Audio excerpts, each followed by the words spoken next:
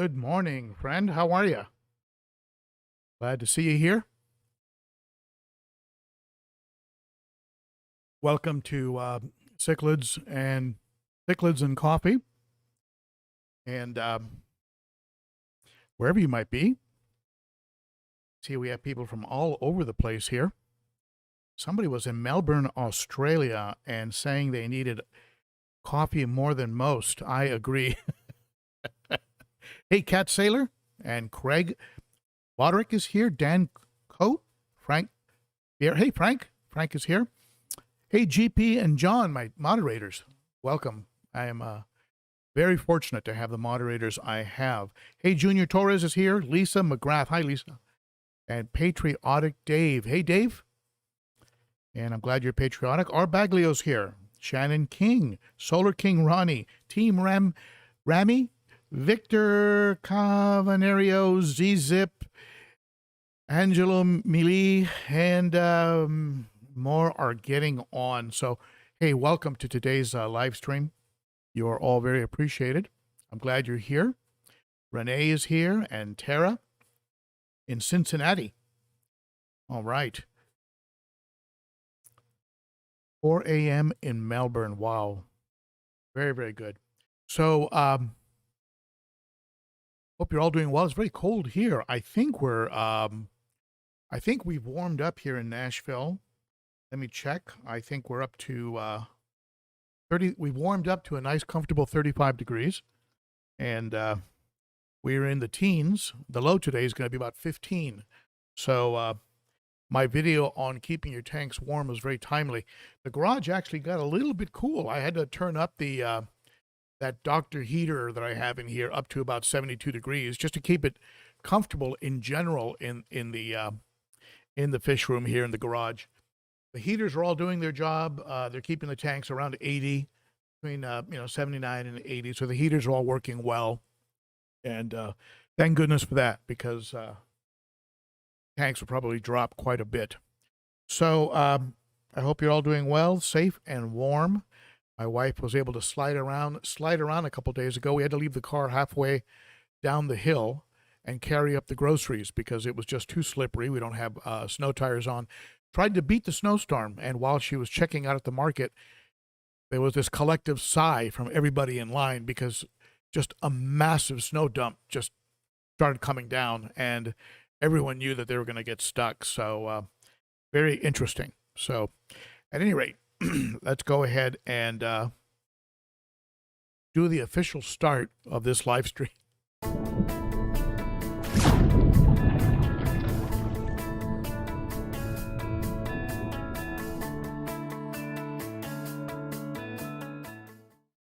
If you're new, be sure to hit that sub button and hit that bell and give it a thumbs up. Tell YouTube that something good is going on here so we can start getting this channel to grow even more. It's gotten up to over 40,000, which is I'm still sort of in shock about that. But let's keep growing. Why not? Why not, right? So thank you to everybody who has subbed. And for those of you who'd like to support the channel, become a member of the Garage Gang, and there's a link up there for the Patreon. You can see it right up there in the corner, for a Patreon. If you want to become a Patreon memberships go from about $3 on up per month, and you get previews and videos that are not released to the public, behind the scenes videos, and also content that is not normally available. Also, visit Amazon using my link. Anything you get at Amazon will help the channel with a percentage on qualified purchases. And just use that Amazon link to get to Amazon. And also visit the store. I have a lot of great products at the store that I've reviewed over the years. And if you'd like to pick up a t-shirt or a coffee cup or something like that, go to Teespring. I think it's called Spring now. And use live stream for a 10% checkout. 10% discount at checkout. Also, a big shout out to the Cichlid Shack, James Largo, and out there in Tempe, Arizona. He is a sponsor of the channel. Use Shack Attack 10 for any order for 10% off and 15% off on fish orders over $100 with Shack Attack 15. For those of you who have ordered from the shack, keep in mind he was in the hospital for a while with COVID, and is just really working hard. Despite his doctor's recommendations, he's putting in about 100 hours a week to catch up, to get all the orders out the door. So please be patient with him. He is 100% legit. He will get you your fish. And also keep in mind that if you're experiencing freezing conditions, I think he'll probably hold back. He will not ship if he thinks it'll put the fish at risk. And but hang in there. He will complete every order of that, I can guarantee you. So let's see here. All the fish on this end are doing very, very well, by the way. You can see the fish here in this tank. And I'm going to get into the subject here. And the subject today being vacuuming. Hey, Elflower One stars. Haven't seen, were you at last week's live stream, Elflower One? It just seems like I haven't seen you in a while. Hey, Jerry. Thank you for coming in, Jerry's Fish Room. And Jerry, thank you so much. Jerry sent over a wave maker, and this is a beautiful wave maker from Cichlids. And man, this is just a heavy duty 2,500 or 2,100 gallon per hour unit, and I just can't wait to put it in use. I'll probably end up putting this one in this tank here, this Cichlids. See it here. I'll probably put this one in this tank, being 6 feet across, and then use the 3,500 gallon per hour unit in the 7 foot across 300 gallon tank. And the reason I'm showing you that wave maker, and I'm bringing up wave makers in general, is because they tie in very closely into today's topic. I mean, some of you are wondering, wait a minute, what do you mean you don't vacuum? And let me clarify that before everybody starts losing their minds. First of all, what I do, especially in a tank like this, where it's really kind of hard to reach and things of that nature, but in a tank like this, what I do is I use a very powerful wave maker on a timer. And that wave maker goes off every 3 hours or so for about an hour to an hour and a half. Maybe it'll go off during today's live stream. Actually, yes, it just turned on. And when it turns on, you'll see a lot of particulates, a lot of detritus, like you see now, starting to float around. And it gets eventually worked into the intake of the Fluval FX6. That you see that in the corner, there's a sponge covering up the intake. Or it goes into the weir, the little teeth that are carved out. It's called a weir, and it's the overflow that goes down to the sump.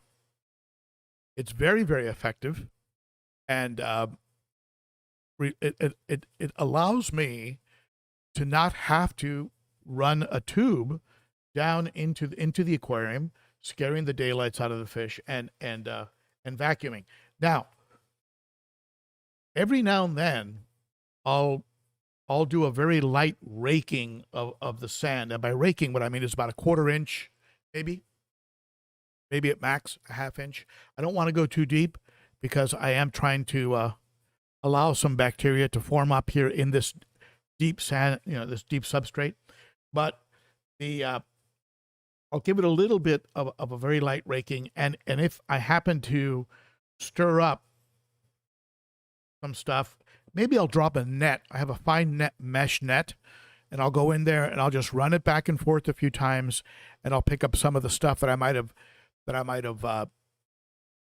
gotten to float around after raking the substrate. But I don't vacuum this tank. I just don't vacuum it. The heavy lifting and the work is done by the power head, which is pointed slightly downward, and it just runs a strong current across the tank and creates a lot of water movement, and eventually particles are picked up by either the fluval or they're sucked up into the weir that goes down into the sump. It's so effective. It's so effective that roughly about every 3 days, I have to swap out the sock, the main sock. There's two socks. They're called filter socks that the water pours into. It's sort of like a pre-filter for your sump. And these socks are 4 inches across in the opening and then 14 inches deep. And I have to swap them out. I have to swap out the main one that has the greatest water flow, the main drain. I have to swap that one out probably every 3 days, and put a clean one in because it gets completely clogged. That's how much stuff is being swept into the weir, into the overflow box, and down into the sump. So I know it's working. I know it's working and doing a great job. Now, all that being said, if this was an all white substrate, like the substrate that I have in the 55-gallon South American tank, or like I have in that planted tank project that I'm carrying out, I probably would vacuum a bit more frequently, only because any little piece anywhere shows up. So just for aesthetic purposes, I would put a siphon down there to keep that sand looking a little better.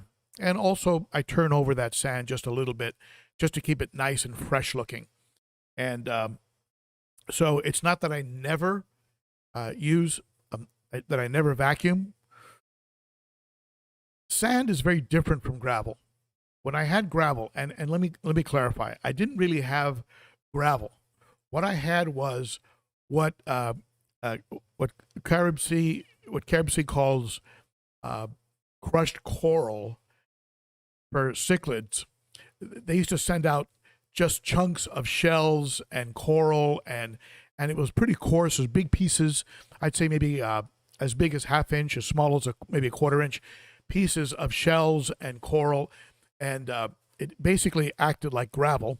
And by that, what I mean is substrate would then sink down deep, and you'd get this really nasty bed of detritus and waste mixed in there.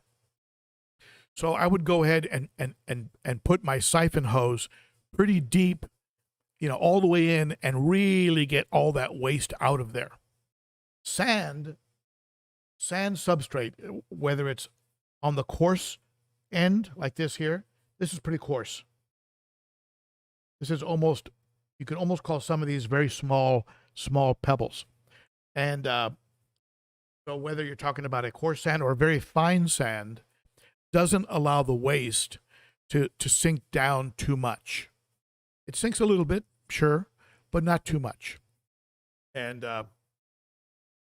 so as a result, with sand, you don't put your vacuum, you don't shove your vacuum tube, your siphon tube, you can't push it into the sand. All you'll do is block your vacuum tube and suck a bunch of sand out and then plug up your sink or fill up your bucket with sand, right?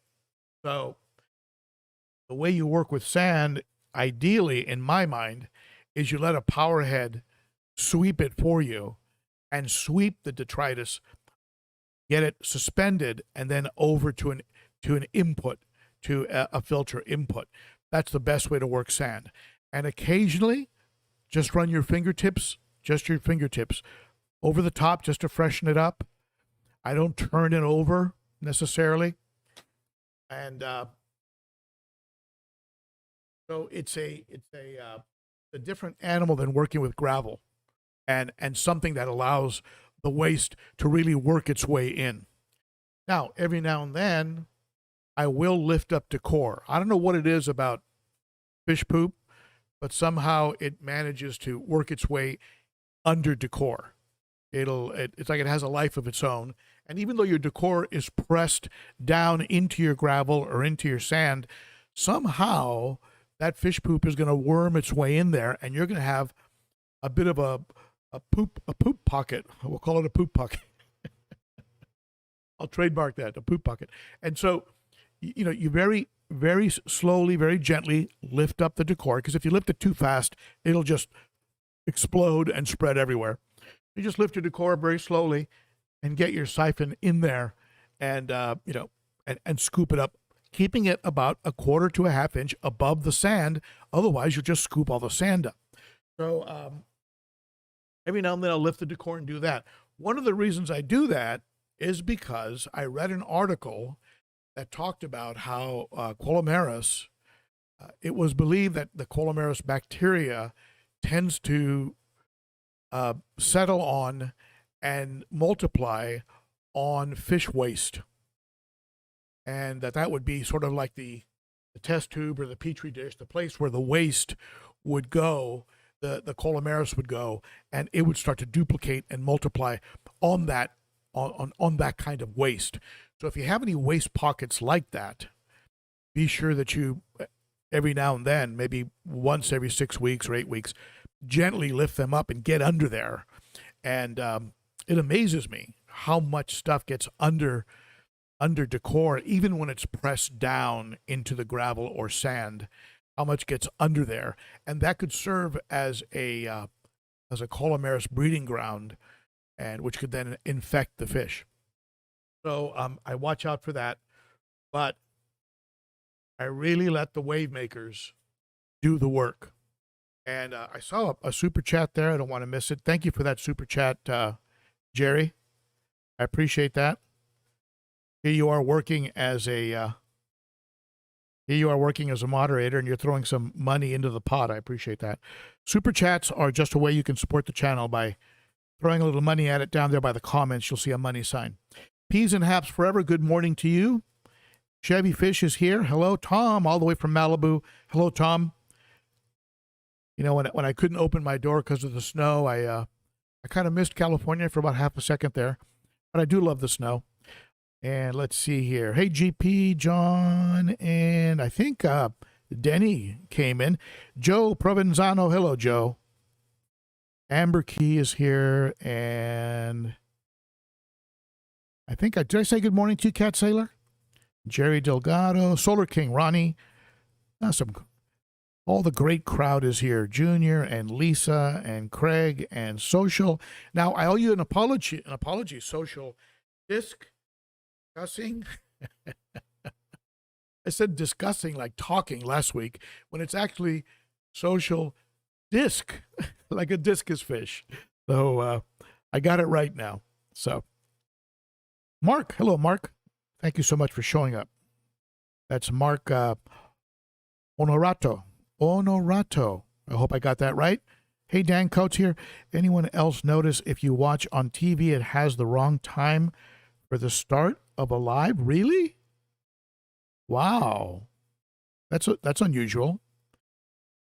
You Fish Zone, hello. All right. So I can't get to all of you, or I'd spend all day saying your names, but welcome to everybody. So at any rate, that's the difference. The difference is that if I'm working with gravel or something that can pull down detritus, I will use a tube, an actual siphon tube, and work my way in there. And I used to get a very a sense of satisfaction when I'd watch all that waste going up the tube and draining out of the tank.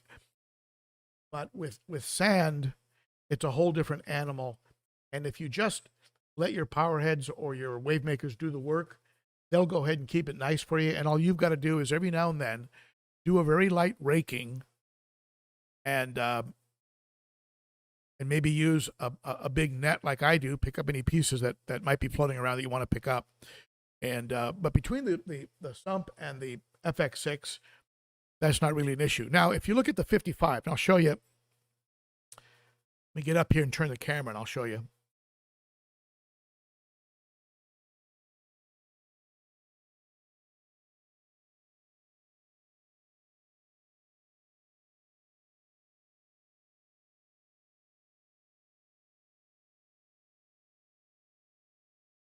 See that substrate right there? That substrate is going to show every little speck.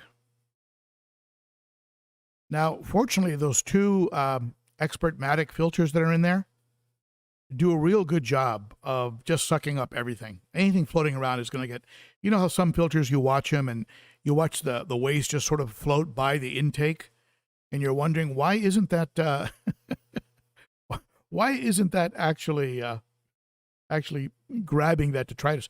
These expert matics really do grab the detritus, and they do a good job. However, the fish in this tank, especially the electric blue, the Aquara, they release waste. They release fish poop that is you would normally see from a fish 5 times their size. I don't know how they do it, and it's very strange, but I have to get in there and I have to vacuum. I have to go ahead and use a hose and get in there, and I don't use the actual tube, the actual siphon tube. I just go ahead and put the hose in there. I run some hot water through the hose first, and then I reshape the hose so that it's nice and straight. And then I go down there and I selectively pick up the pieces that those electric blue Aquara and the other fish have dropped. You see those little chocolate cichlids from Mexico? They're getting so pretty. They're getting little trailers on the back of their dorsal fins. And they'll change color. They'll go completely white, and then they'll go to a purple brown. Chocolate cichlids. They get pretty big. Also, you have a couple redhead tapajos. I call them redhead tapajos. Some baby green terrors in there. Red spotted severums, a couple of them. Anyway, a tank like that, you can't really. I mean, it's just going to show too much. So from an aesthetic viewpoint, now I'm going to share something with you, and this might be a little bit controversial, and you go ahead and you tell me what you think about it. I've read that the poop in your filters, the actual fish waste, food and fish waste that's in the filters, will in fact neutralize. And by neutralize, what I mean is it becomes inert, has no further impact on the aquarium after a certain amount of time. In other words, it stops being a source of ammonia and will just become just inert matter that does nothing, that is just neutral. So just another thing to consider. And have you heard about that theory? Have you heard about that? Have you read about that? That some of the waste that we hurry to get out of the tanks, the truth is that in a few days, it would probably just end up being neutral and inert. And the only reason you'd be cleaning it out would be for either for aesthetic purposes on the bottom of your tank, or because you don't want your filter blocked and the gallons per hour slowed down because it's blocking the filter. But with regards to chemical changes, that it would become inert. Have you ever read a post under somebody's YouTube video where he or she talks about having a filter not serviced for a year? I think Kazawa's Tanks actually had a video like that. I haven't serviced this filter for a year. If the waste in those filters was becoming progressively more and more toxic, wouldn't all the fish in that tank have died?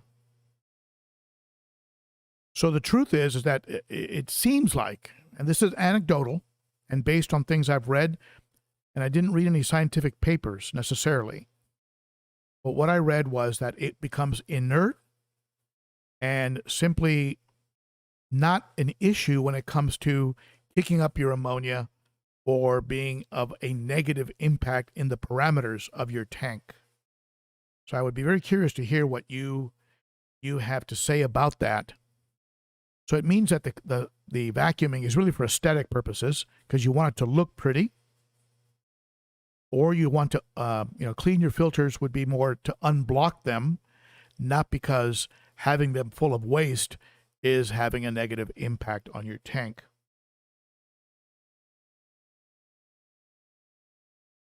So, and you know, elf flower, I think initially, yes. Initially, you're going to get the ammonia, and then it's going to do it. You know, your bacteria is going to do its thing, and it's going to do its convert it right to the nitrite, and then ultimately to nitrates. But it's that whatever it was that was producing that ammonia is going to stop being a source of ammonia after a certain amount of time. Now, I'm not suggesting that you let things run forever, that you let your filters go for a year, or that you never vacuum. That is not what I'm saying. But I am saying it's interesting to think about why we do these things, and we might be doing them for the wrong reason. We think we're doing them because we don't want to have some sort of chemical imbalance or spike, ammonia spike or something, when in fact the bacteria is actually handling it, and the nitrates can actually be much higher than we thought they could be and not harm the fish, and the waste is becoming neutral or inert and after time, and then it's replaced by new waste. So what we're doing it for is more for aesthetic purposes and to unblock the filters so that their gallons per hour don't get really, really shut down and slowed down, because you want that turnover. You want your water going through the filters. Anyway, interesting stuff. Just interesting stuff to look into, and I'm always interested. Now you look at a let's look at a different tank.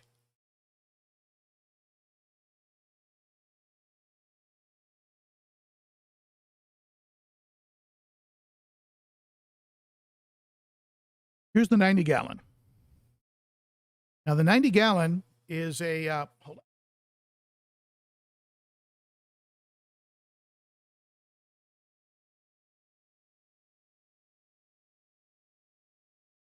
Well, 90 gallon has what is called lapis luster. Lapis luster substrate. It's a deep substrate, like most of my tanks, right? But it's a very forgiving substrate. It's a forgiving substrate in that it doesn't show waste. And so with that tank as well, you're probably going to see a couple of the viejas actually do a little bit of a stare down. They're into establishing dominance. So you'll see a little bit of a stare down between the viejas. The Nicaragua Cichlid is pretty feisty, doesn't pick on the bigger viejas, but the Nicaraguas will chase the Geophagus ceremonensis. They will chase them around. They don't seem to be that interested in the AC heclides that you see near the top. The AC heclides are kind of left alone. But that kind of substrate is very, very forgiving and doesn't really, it's not going to really show the level of waste that the white substrate will show, and require you for aesthetic purposes to get in there and vacuum, because you can't stand what that tank might actually have a fair amount of waste on the bottom right now. You wouldn't even know it, really. It's almost it's actually more forgiving than the 210, because the 210 has so much black substrate that it tends to show everything.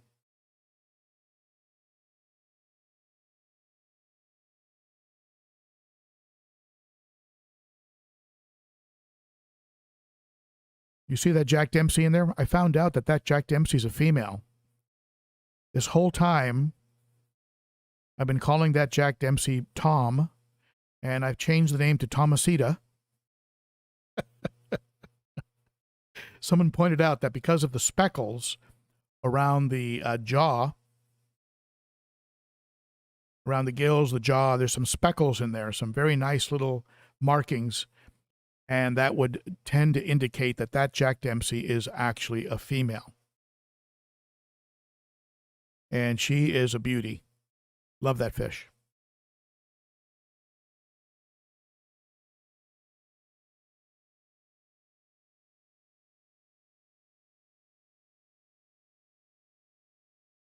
All right.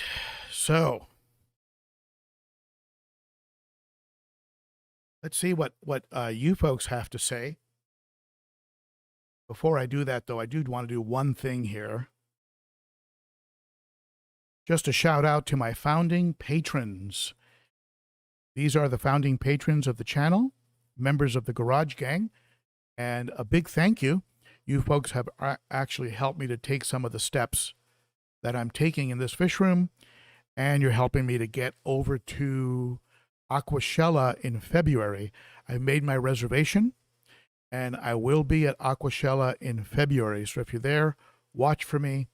I'll probably maybe hang around the fish tubers table a little bit, or maybe I'll be at one of the vendors. We'll see. It looks like James Largo will be going with me. So look for James and look for me, and we'll be walking around. And thank you to my, to all of you really, but to my Patreon members for helping to keep that going. So move this over a little more.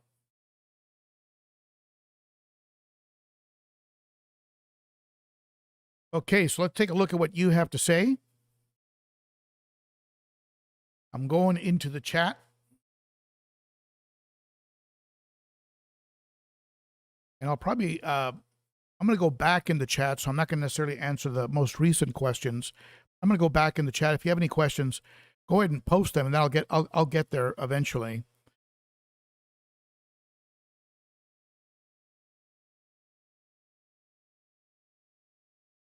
Let's see here. I didn't realize, you know, Fish Ranch, I didn't realize there was is there really a Disco Bay? Is there actually a Disco Bay, California? Lived almost my whole life there. I don't ever remember seeing a Disco Bay.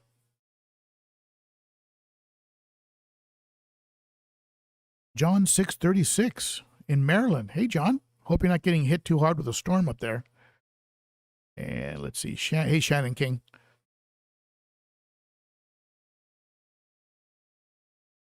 Yeah, it was.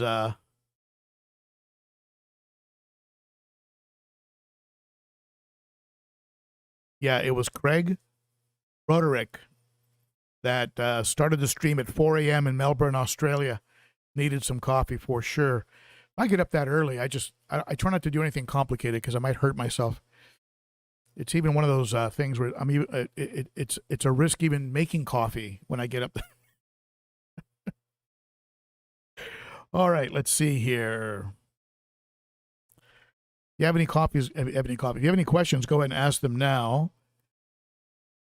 Trav de Cichlid Keeper, good morning and happy New Year. Hey, Trav, haven't seen you around. This your first time? And Shane Respin is in the UK. Hey, Shane. I have a tie to the UK now. My future daughter-in-law is moving to London to be closer to my son, who's working out of Dublin. And so, interesting times. Okay, let's see. Any questions, go ahead and post them, and I will go ahead and try and... Hey, Joe. Joe, were you battling COVID? I hope you're better, my friend. Good news, my son had it, and he got his taste back after 2 weeks. So don't despair. He loves food, and he'd go out for hot wings and stuff like that, and he couldn't taste it. He was suffering, but it came back. By the way, I'm going to go ahead and feed these fish on my right on camera. I'm going to feed them some frozen krill that's been soaking for a while.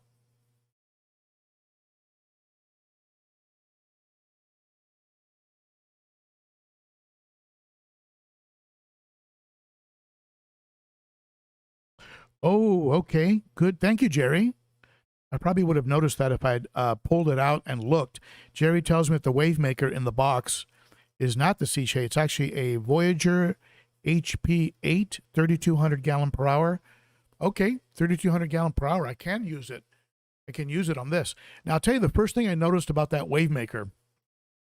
You know, you buy a Sun wave maker on eBay, you know, 3,000 gallons per hour, and you pay $18. And you get it, and it weighs like an ounce. It weighs nothing, absolutely nothing. This wave maker is actually heavy.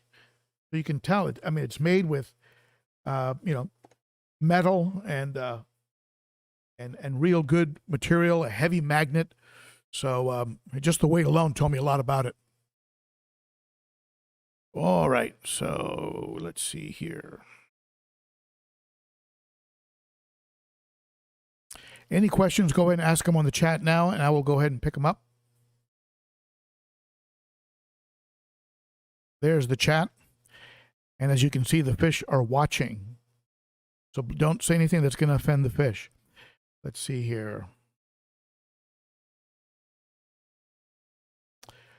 Hey, Rico Stan, glad you're here. What is Keystone Clash and where is it? I don't think I've heard of Keystone Clash. I also heard there's going to be a meeting in Knoxville. There's going to be something here in Tennessee. So I'm sort of debating whether I should go to that as well.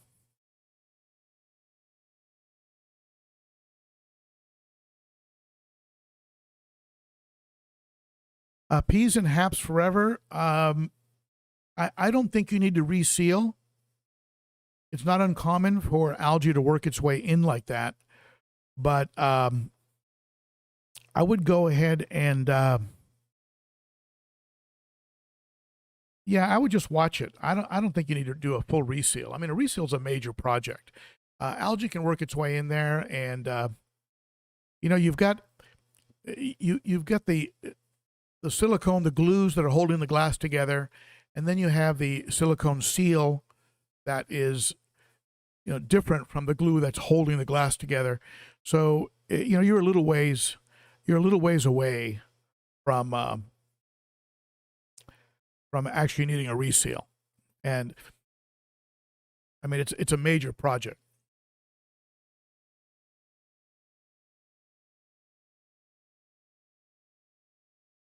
Mark, was that question for me? What filter you usually use?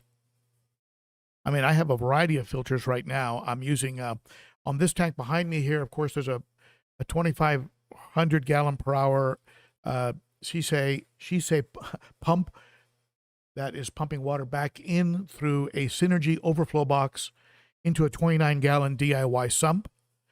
It's the water is running through 3 large sponges and you know, two filter socks, and then 3 large sponges that are standing upright. The water's flowing through that and then being pumped back up. And then there's a Fluval FX6. So I have two filters on this tank. The tanks behind me, the one right behind me, the cichlid tank, there's a couple cichlids in there right now, a turquoise hap and a fusco that are in quarantine.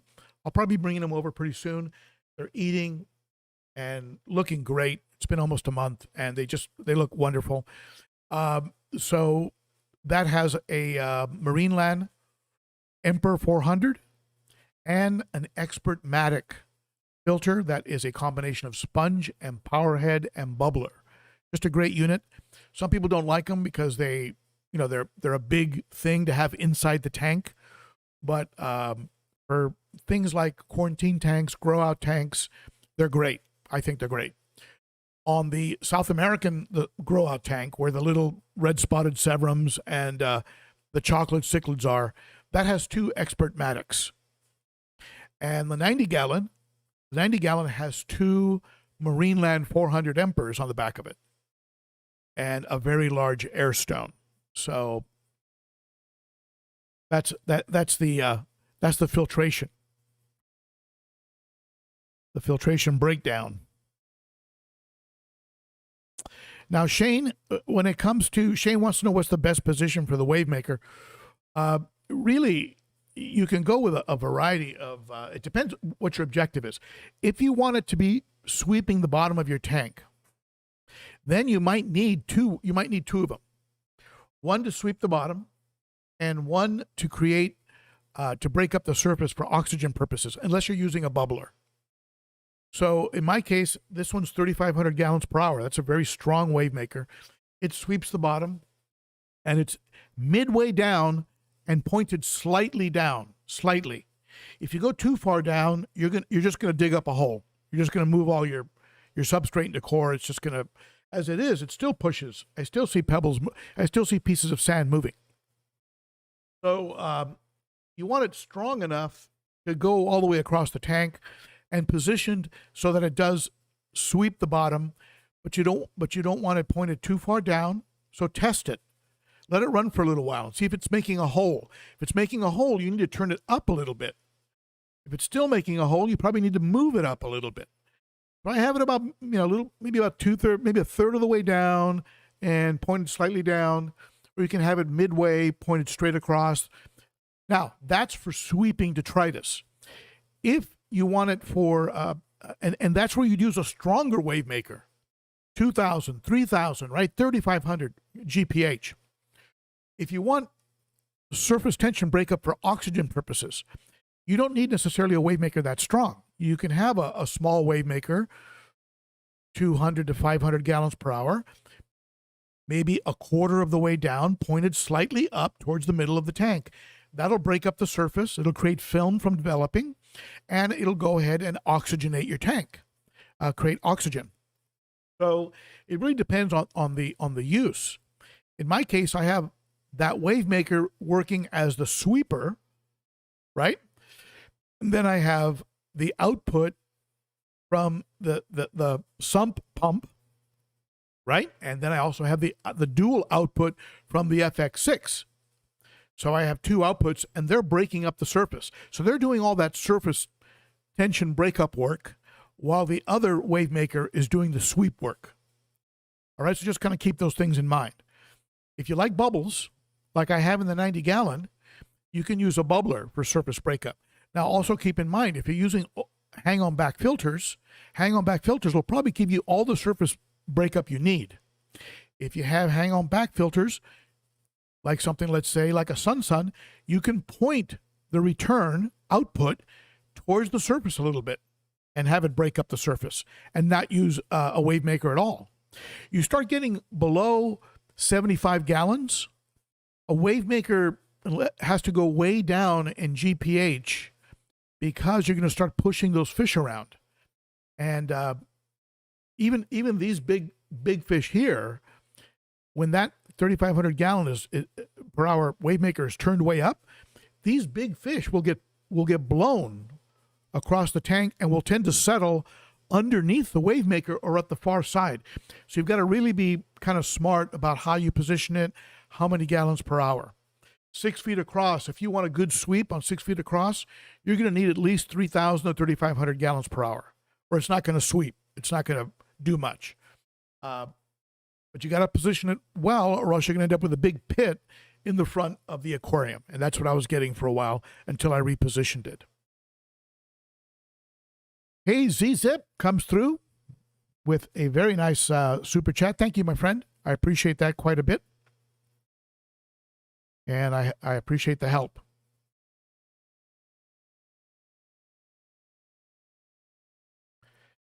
Jerry's Fish Room. Let me see. Any other comments? Go ahead and ask your questions, and I will go ahead and answer if I can.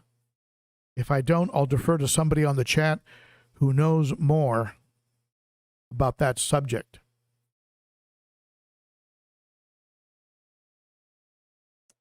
Shannon King, what's a good filter for a grow out 29 gallon? I really like the I really like those Expert Maddox. I also like the dual Hygger sponges. I've got one around here somewhere. Hold on one second.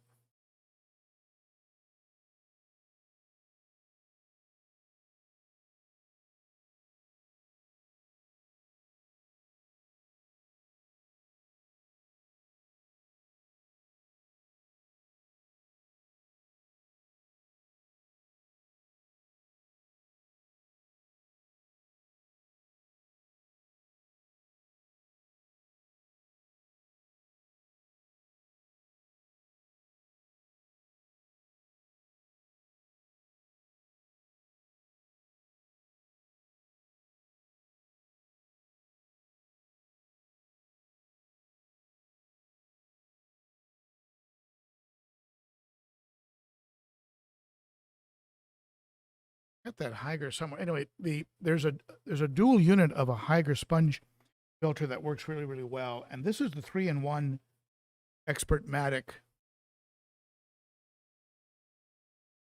If you go to my Amazon store, you'll see all these filters. But I like this one because it gives you sponge filter bacteria, right? Benefits of the bacteria that can grow on a sponge filter. You get the advantages of a power head, so you get a lot of water movement, and because it has a venturi, it has a little hose that goes to the top. You also get a bubbler, and it takes me 5 minutes, maybe 10 minutes, to service it, and I love that. And Hygger also has a dual sponge filter that I like, and those are both good for 29s. The nice thing about the dual sponge filter is it's a little bit more flush against the side, or if you have a black background, it's going to disappear a little bit on the back, so it's not going to be as much of an eyesore. If the 29 is going to be what you consider to be your main or your show tank, you probably want to go with something a little bit more aesthetic than maybe the Expert-Matic. So maybe the sponge option, or maybe a hang-on back, so that all you have are the intake outputs and it's more aesthetic. So if you don't care too much about the aesthetics, the dual sponge from Hygger or the Expert-Matic do a real good job, or go with a hang-on back. Dan Coate, anyone have luck keeping plants with Oscars? I can't comment on that. I know that plants with big cichlids was a no-no. You guys want to see something out of a piranha movie? Here, let's do this. Let's switch to this. And I'm going to, hold on one second.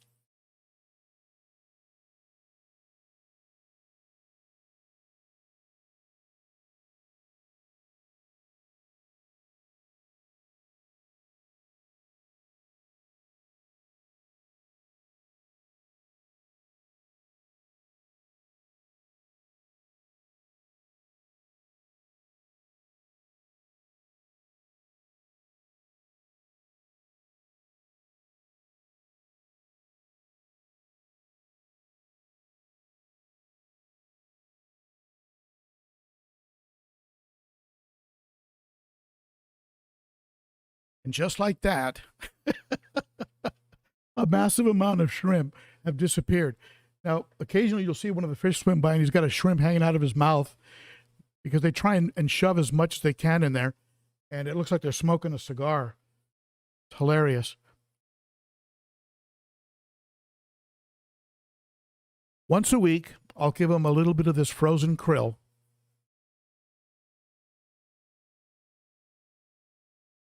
As a treat. I don't give it to them too much because, you know, if you give them too much, they're probably going to get Malawi bloat, and you don't want that. You don't want to. You don't want to. And I'll also skip a meal. I'll skip a meal maybe once or twice a week. I feed them twice a day, but once or twice a week, I'll just skip a meal and just let them clean out, and maybe give them a little bit of spirulina, just to help them kind of keep their system cleaned up. And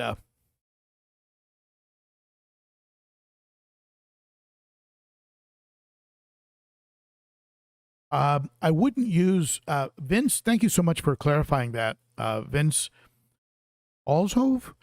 I wouldn't necessarily use a wave maker with fry. I mean, even the Expert-Matic puts out a lot of pressure, and fry can get blown around pretty easily. And also, if there happens to be a fry that swam into that wave maker and it starts up, chances are you're going to have a blender effect on that fry. So, I wouldn't necessarily use a wave maker in a fry situation. I have a few little particles left. Those are all going to get sucked up by the overflow eventually. And I've got some real happy fish right now. They'll still come thinking I'm going to feed them more. They're just pigs. Absolute pigs. At any rate. Okay, let's see. Any other questions you want to ask me here? We have about 10 minutes. 10 minutes to go. And if I missed your question, I'm sorry. Did I miss any super chats? Let me see. I don't think so.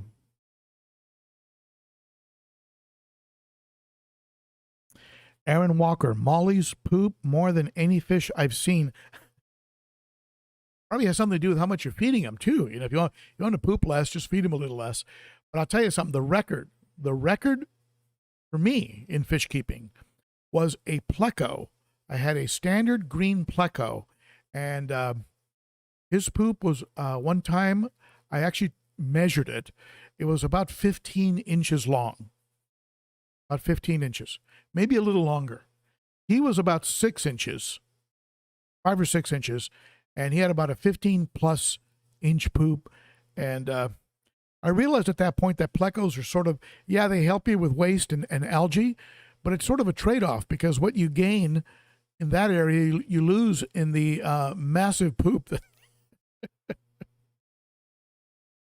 Oh, boy.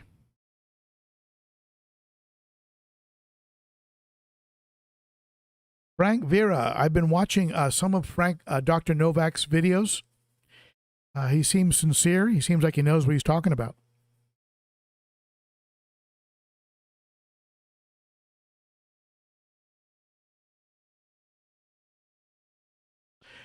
Alfred Vera, let me see. Freddie, it's called sludge. It needs to be cleaned periodically or will smother the bacteria. Are you talking about what some people call also mulm, or the thing that builds up around your media on the walls of your tank? It's like almost a transparent, but it can have a smothering effect.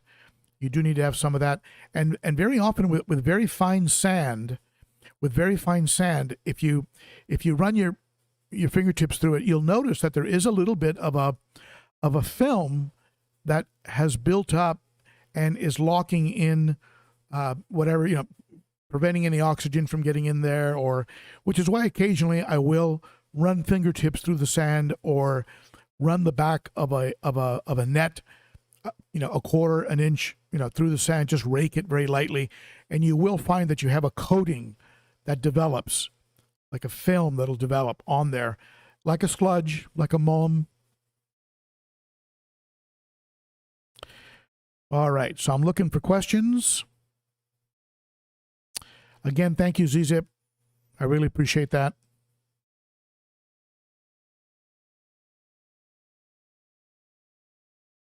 David Cousineau? Looks like a French name. Hello, all. I'm currently raising star sapphire, insignis, and dragon blood babies with the biggest about 4 inches, and it's so cool to see them grow, even though it takes forever. Some fish do take a very long time to grow and color up, but boy, when those color up, they are something. And star sapphires in particular, oh my God, when they start chipping up, and if it's the fish I'm thinking about, and just beautiful fish. Some fish in here, for example, if I can get, let me see if I can get the, here we go, the hawk, right? The Aristochromis.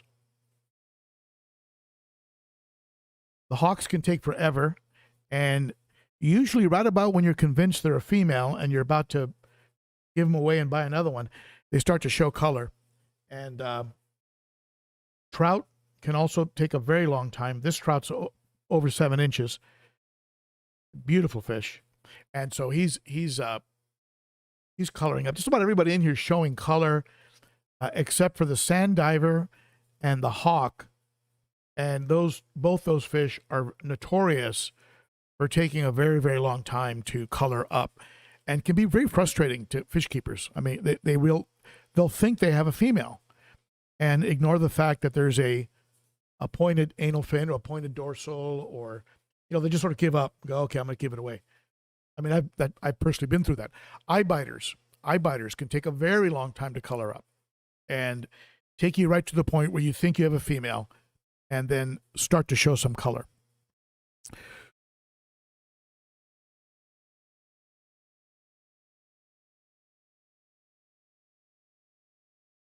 All right.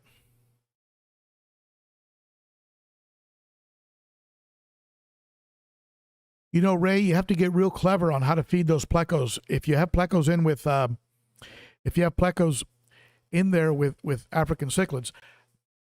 That being said, it's very funny to watch the African cichlids play keep away with those wafers.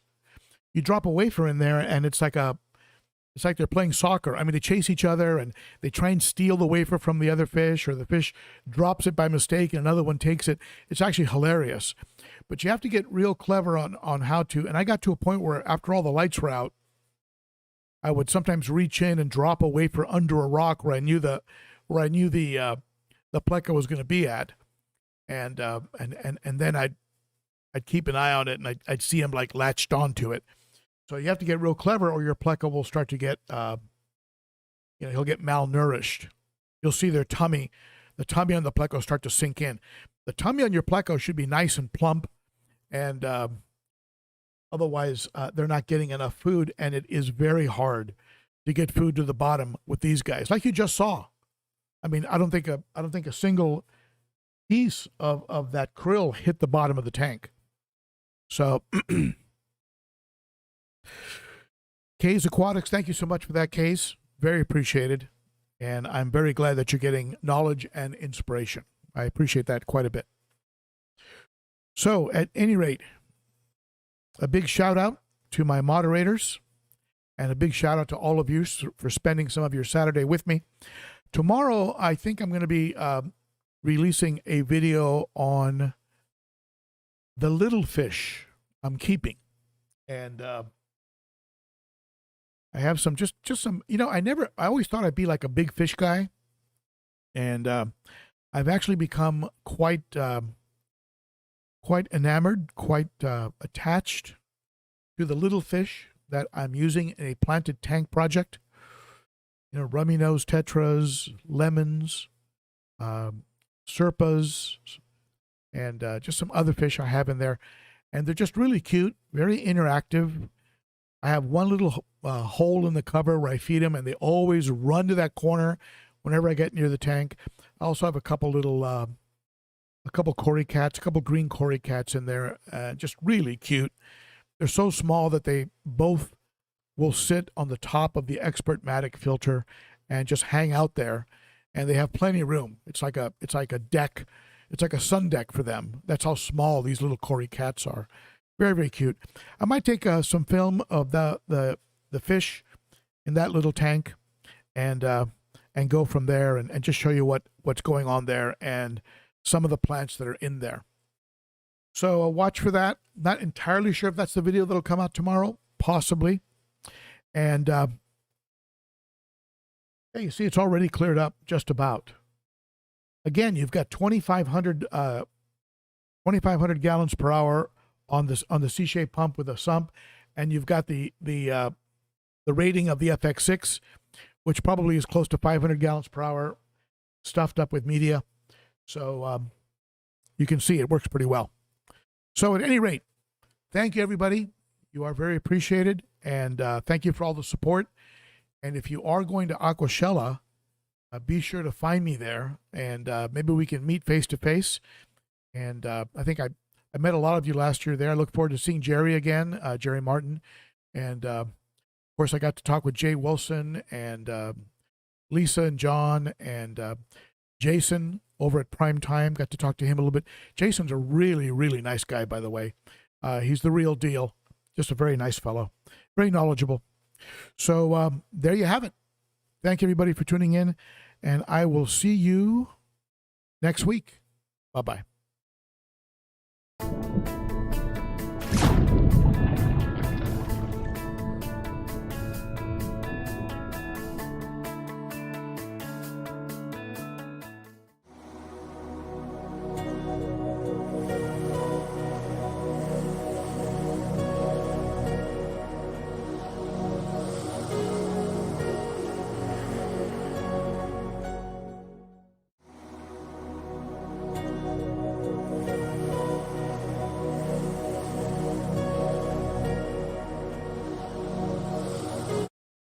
I would like to take a moment to mention Alfred Vera, Alfred Vera?